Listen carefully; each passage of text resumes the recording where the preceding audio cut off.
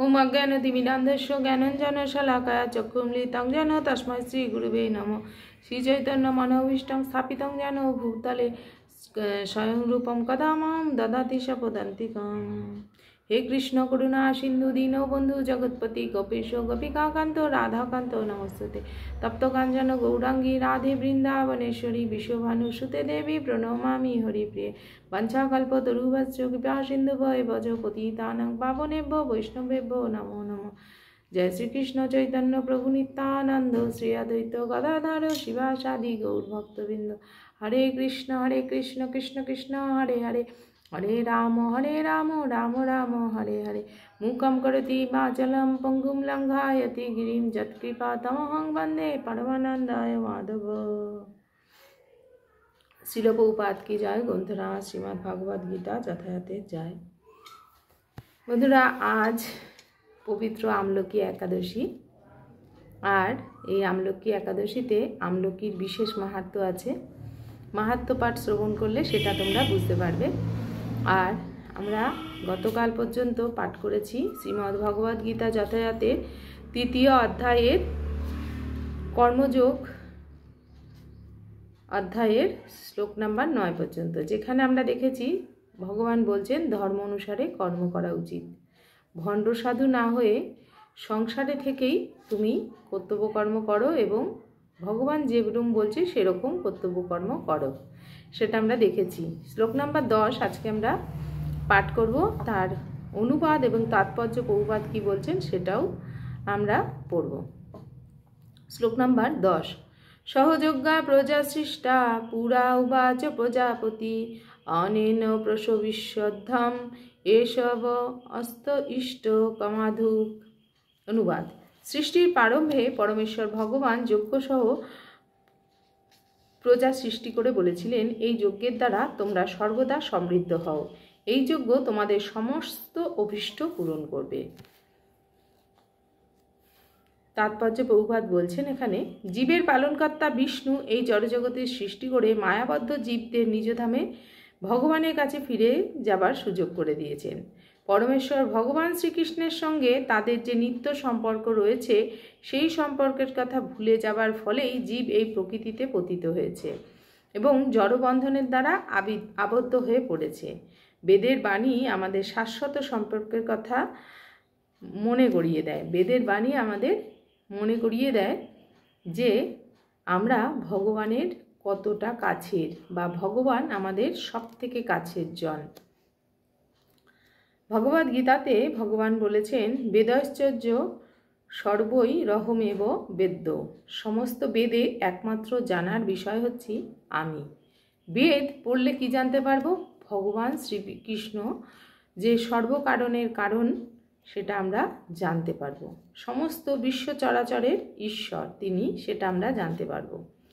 শ্রীমদ্ ভাগবতেও শ্রী সুখদেব গোস্বামী নানাভাবে বর্ণনা করেছেন যে ভগবানই হচ্ছেন সব কিছুর পিতা বা ঈশ্বর। ভগবান বিষ্ণু হচ্ছেন প্রজাপতি, তিনি সমস্ত জীবের পতি। প্রজাপতি তিনি রাজা আর আমরা প্রজা, তিনি প্রজার পতি। তিনি সমস্ত বিশ্ব চরাচরের পতি, তিনি সমস্ত সৌন্দর্যের পতি, তিনি সকলের ত্রাণকর্তা। তিনি এই জড়জগৎ সৃষ্টি করেছেন যাতে জীব যজ্ঞ অনুষ্ঠান করে তাকে তুষ্ট করতে পারে এবং তার ফলে তারা এই জড়জগতে নিরুবিঘ্নভাবে সুখে শান্তিতে বাস করতে পারে। তারপর এই জড় দেহ ত্যাগ করার পর ভগবানের অপ্রাকৃত লোকে প্রবেশ করতে পারে। অপার করুণাময় ভগবান মায়াবদ্ধ জীবের জন্য এই সমস্ত আয়োজন করে রেখেছেন। যজ্ঞ অনুষ্ঠান করার ফলে জীব কৃষ্ণ চেতনা লাভ করে এবং সর্ববিষয়ে ভগবানের দিব্য গুণাবলী অর্জন করে।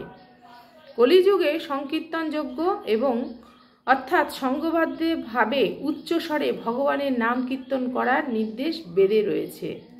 কলিযুগে সব যুগেই আমাদের জন্য ভগবান যজ্ঞের আদেশ দিয়েছেন, আর কলিযুগেও যজ্ঞ আছে, সেটা হচ্ছে নামযজ্ঞ বা সংকীর্তন যজ্ঞ। সংঘবদ্ধভাবে উচ্চ স্বরে ভগবানের নাম কীর্তন করার নির্দেশ বেদে দিয়েছেন। শ্রী চৈতন্য মহাপ্রভু এই সংকীর্তন যজ্ঞের প্রবর্তন করে গেছেন, যাতে এই যুগের সব জীবই এই জড়বন্ধন থেকে মুক্ত হয়ে ভগবানের কাছে ফিরে যেতে পারে।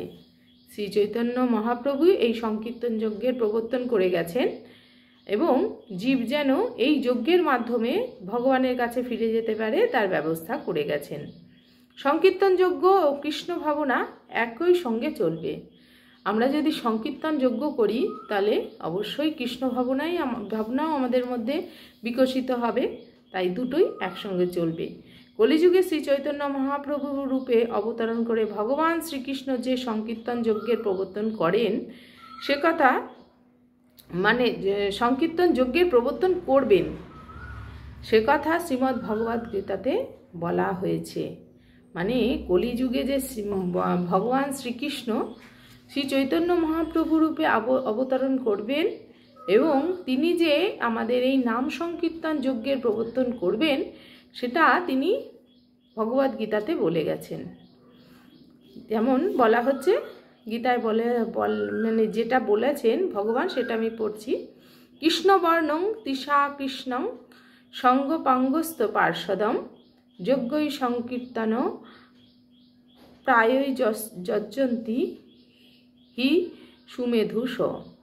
এই কলিযুগে এর অনুবাদ হচ্ছে, এই কলিযুগে যথেষ্ট বুদ্ধিমত্ত সম্পন্না মনীষীরা সংকীর্তন যজ্ঞের দ্বারা পার্শ্বযুক্ত ভগবান শ্রী গৌরহরির আরাধনা করবে। এটা বলা হয়েছে ভগবদ গীতার 11:5-32।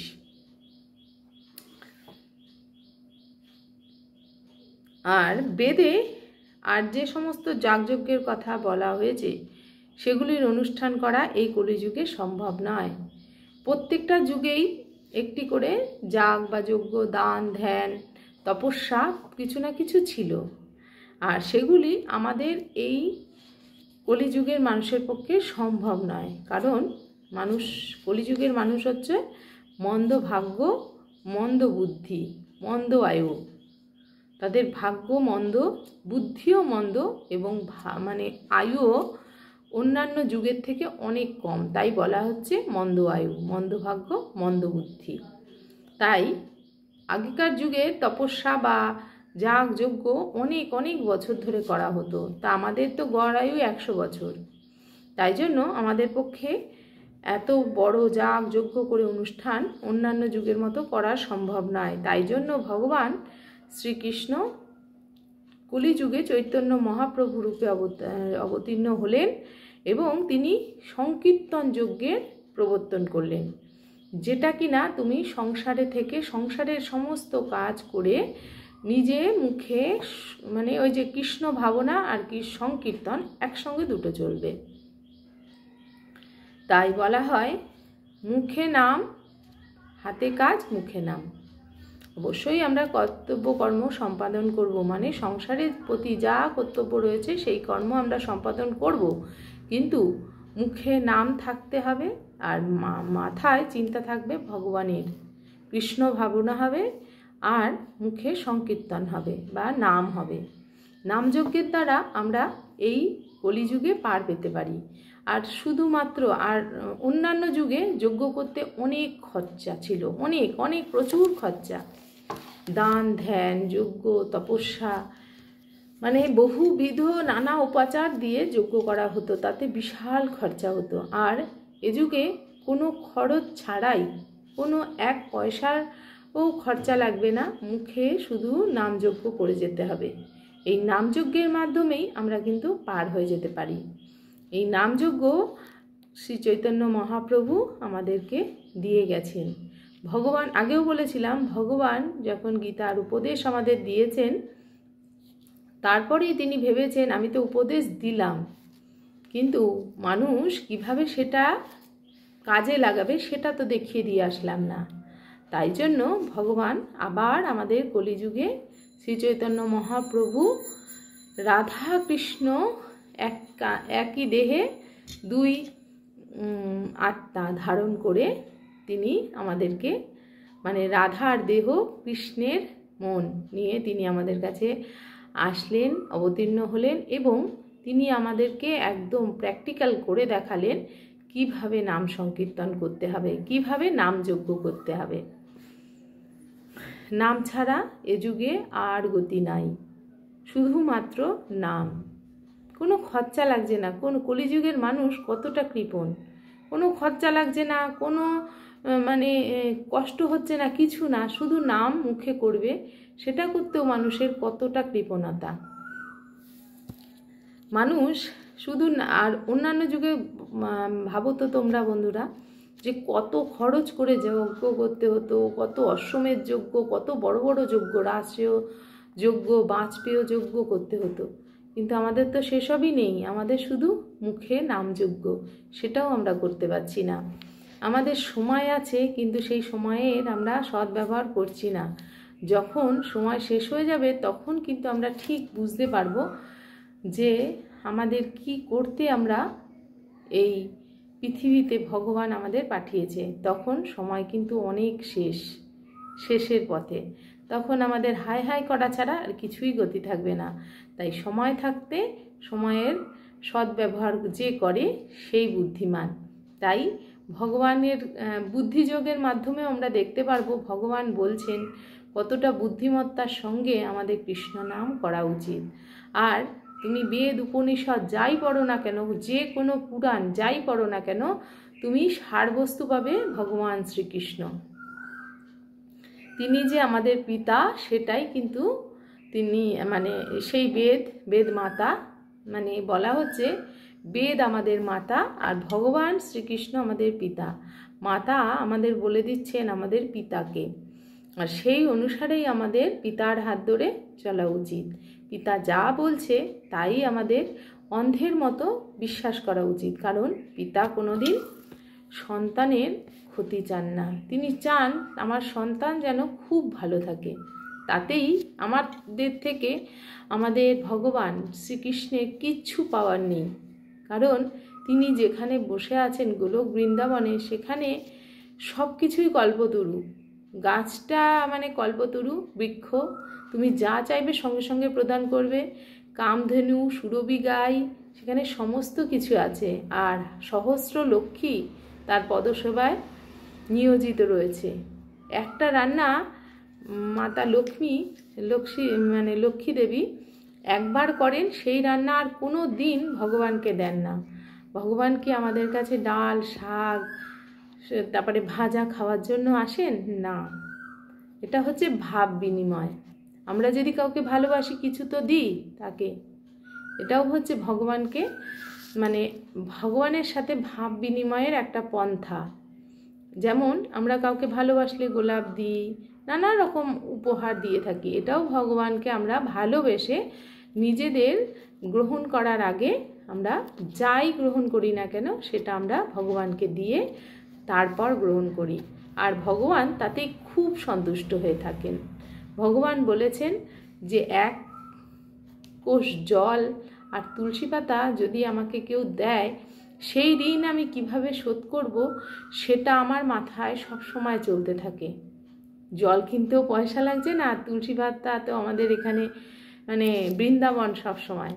তাই ভাবো বন্ধুরা, যে ভগবান আমাদেরকে কিছুই চাচ্ছেন না, শুধু একটু জল আর তুলসী পাতা, সেটা দিলেই ভগবান আমাদের কাছে ঋণী হয়ে যান। ভগবান তার মঙ্গলের জন্য ব্যতিব্যস্ত হয়ে যান। যারা নিজেদের এবং নিজেদের পরিবারের ভালো চাও, মঙ্গল চাও, ভগবান যেন আমাদের মঙ্গল চায়। তোমরাও যদি মঙ্গল চাও, অবশ্যই সবাইকে বলো যে গীতা পাঠ করো, গীতা পাঠ শ্রবণ করো, গীতা একটু ছুঁয়ে দেখো গীতায় কি আছে। নিজেদের নতুন প্রজন্মকে জানাও যে আমাদের সনাতনী ধর্মের মূল জিনিস হচ্ছে গীতা। ভগবান বলে গেছেন, উপদেশ দিয়ে গেছেন এই গীতার মাধ্যমে যে আমরা কিভাবে নিজেদের জীবনকে পরিচালিত করতে পারি। আর ভগবানের কথা শুনে চললে কোনো মানুষের কোনো দিন ক্ষতি হতে পারে না। তাই ভগবানের কথা শুনে আমরা চলবো, ভগবানের আশ্রয়ে থাকবো, অবশ্যই সমস্ত বিপদ থেকে আমরা রক্ষা পাব। কালকে বন্ধুরা একটা কথা বলি এই কথার থেকে। কালকে গেছিলাম মন্দিরে, যেহেতু রবিবার ছিল সেহেতু গেছিলাম মন্দিরে। আর মন্দিরে যাওয়ার সময় ট্রেনে উঠতেই আমার ব্যাগের থেকে যত পয়সা ছিল সব নিয়ে চলে গেছে, কিচ্ছু ছিল না, মাত্র 20 টাকা। আর ট্রেন থেকে নেমে দেখছি আমার ব্যাগের দুটো চেনই খোলা। তখনই আমি বুঝতে পেরেছি আমার টাকাটা নিয়েছে। তাও মন্দিরে গেছি, আর মাত্র 20 টাকা রেখে দিয়েছিলাম সাইডের ছোট্ট একটা চেনে, ওটাই রয়েছে। তাছাড়া বাদবাকি সব 500 টাকা মতো ছিল, সবটা নিয়েছে। সাবু কিনতে যাব আজকে, যেহেতু মানে একাদশী ছিল, সাবু কিনবো বলে গেছিলাম। তারপরে ভাবলাম যে ভগবানের মন্দিরে যাচ্ছি, ভগবান হয়তো ভালোর জন্যই কিছু করেছেন, এটা ভাবতে ভাবে মন্দিরে গেলাম, আরতি দেখলাম, নাম সংকীর্তন শুনলাম, গীতা পাঠ শ্রবণ করলাম। সব কিছুর পরে মানে মনে হলো যে আমার ফোনটা একবার স্টেশনে ভেবেছিলাম দাঁড়িয়ে যে ব্যাগে ঢুকিয়ে নিয়ে, এত ভিড়, ফোনটা কিন্তু ব্যাগে ঢোকায়নি বন্ধুরা, ফোনটা হাতে ছিল। তাহলে আমি যদি ফোনটা ব্যাগে ঢুকিয়ে ফেলতাম তাহলে আজকে আর তোমাদেরকে গীতা পাঠ করে শ্রবণ করাতে পারতাম না। ভগবানের কাছে অশেষ ধন্যবাদ যে আমার ফোনটা বাঁচিয়ে দেওয়ার জন্য তিনি মানে ওই কয়েকটা টাকার ওপর দিয়ে আমাকে, এই যে বলে না যে সূচ বা ফাল, ভগবানের সাথে থাকলে সূচ হয়ে বিঁধবে, ফাল হয়ে আর বিঁধবে না, ওই যে সূচের মাধ্যমে আমাকে বিধিয়ে দিয়েছিল। আর ফোনটা চলে গেলে প্রায় 35-40 হাজার টাকা আমার চলে যেত। তাই মানে ভগবানের সাথে থাকলে ভগবান অবশ্যই তোমাকে রক্ষা করবেন। তারপরে আমার প্রভুর সঙ্গে দেখা হলো। প্রভু ছিলেন না মন্দিরে, হঠাৎ করে প্রভু চলে আসলেন। প্রভুকে সমস্ত ঘটনা বলার পর প্রভু আমাকে টাকা দিলেন, আমি সেখান থেকে সাবু টাবু কিনে এনে আজকে সুষ্ঠুভাবে, দেখো বন্ধুরা, একাদশী পালন করছি। একটুও সাবু ছিল না, না হলে একাদশীটাও হয়তো পালন করতে পারতাম না। ভগবান যার সাথে থাকে তার কোনো চিন্তার কোনো কারণ নেই, এটা হচ্ছে প্রমাণ। কালকে খুব মানে হারিয়ে গেছে বলে কষ্ট হয়েছে অবশ্যই, যে ভাবছি যে টাকাটা হারিয়ে গেল, কিন্তু তার থেকেও খুশি, খুব খুশি যে আমার ফোনটা ভগবান বাঁচিয়ে দিয়েছে। হরি বল। আজকের ভিডিওটা এই পর্যন্ত রাখছি। আজকে একটা মাত্র শ্লোক পাঠ করলাম, আবার আগামীকাল আসবো। হরে কৃষ্ণ। শ্রীল প্রভুপাদ কি জয়। গ্রন্থরাজ শ্রীমদ্ ভগবদ্গীতা যথাযথের জয়।